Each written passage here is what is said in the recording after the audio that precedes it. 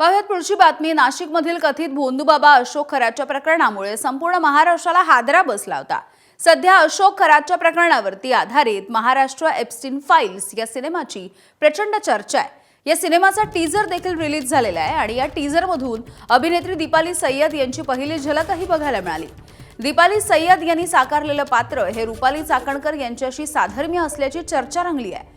यानंतर माध्यमांशी संवाद साधत असताना रुपाली चाकणकर यांनी सिनेमाच्या टीमच्या विरोधात कारवाई करणार असल्याचा इशारा दिला होता। दरम्यान यावरती रुपाली चाकणकर यांनी आता ॲक्शन घेतली आहे। त्यांनी कायदेशीर कारवाईचा मार्गही स्वीकारला। त्यांनी सिनेमाचे दिग्दर्शक, निर्माते आणि अभिनेत्री दीपाली सय्यद यांना नोटीस पाठवली। तसंच या नोटिशीमधून 25 कोटी रुपयांच्या अब्रू नुकसानीचा दावा करण्यात आला। चित्रपटाच्या टीजरमध्ये चाकणकरांचं नाव वापरल्यामुळे दावा दाखल करण्यात आल्याचं देखील कळतंय।